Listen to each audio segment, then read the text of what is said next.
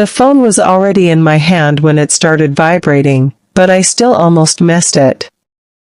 I was standing in the kitchen, staring at nothing in particular, letting the kettle boil longer than it needed to. My mind was full of small worries that felt big that day: unfinished work, unanswered messages, the quiet pressure of life moving faster than I wanted. When I saw the name on the screen, I hesitated. Mom. I don't know why I paused. Maybe because I thought I could call back later. Maybe because I assumed there would always be another time. The phone buzzed again, and something in my chest tightened. I answered. Her voice came through soft and familiar, like it always had. I didn't wake you, did I? She asked. She always worried about that, even though she knew my schedule, even though I was no longer a child who needed protecting from small inconveniences. No, Mom, I said. I was just here. She laughed quietly, the kind of laugh that sounded like a sigh. I won't take much of your time, she said. I just wanted to hear your voice. There was a pause after that. Not an awkward one. Just a gentle space, filled with the hum of the phone line and something unspoken. I leaned against the counter and closed my eyes. How are you? I asked. I'm fine, she replied quickly. Too quickly.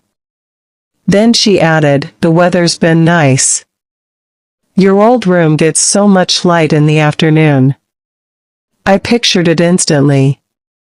The small room with the pale walls she never let me repaint. The window where she used to stand and watch me walk to school until I turned the corner and disappeared. I hadn't thought about that in years. That's good, I said. I'm glad. She asked about my work, my apartment, whether I was eating properly. The same question she'd asked my whole life, reshaped for adulthood but rooted in the same concern. I answered on autopilot, giving safe, simple replies. Then she said my name the way she used to when I was sick as a child, drawn out and gentle. Do you remember when you were little, she said, and you were afraid of thunderstorms? I smiled without realizing it. Yeah. I used to hide under the blanket. You always thought I didn't know, she said. But I did. I'd sit by your bed until you fell asleep. Even when you pretended to be brave. I swallowed. I could almost feel the weight of her hand on my hair, slow and steady, like the world couldn't hurt me while she was there. I was just thinking about that today, she continued. How fast time moves. One day you're tying your son's shoes, and the next, you're hoping he remembers to call. Guilt crept in quietly. I thought of the messages I'd replied to late, the visits I'd postponed. I told myself I was busy. I told myself she understood. Mom, I said, unsure of what I wanted to say next. It's all right, she said quickly, as if she could hear the thought forming. I know you have your own life. That's how it should be. But her voice trembled just a little, like a glass about to crack. We talked about small things again. A neighbor she'd run into. A recipe she tried and didn't like. Then the conversation slowed, like it was running out of daylight.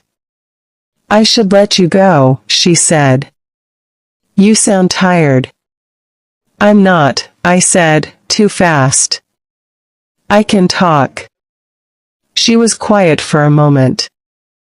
Then she said, I'm glad you answered today. Something about the way she said it made my chest ache. Why wouldn't I? I asked, trying to sound light. Oh, no reason, she replied.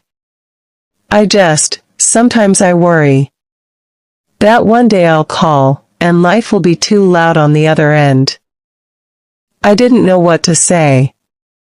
I stared at the steam rising from the kettle, blurring the room. "Mom," I said again, this time softer.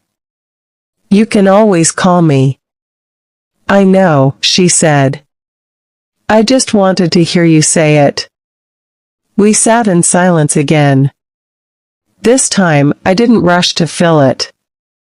I listened to her breathing, slow and steady. I wondered how many nights she'd spent awake worrying about me, even now. "I'm proud of you," she said suddenly.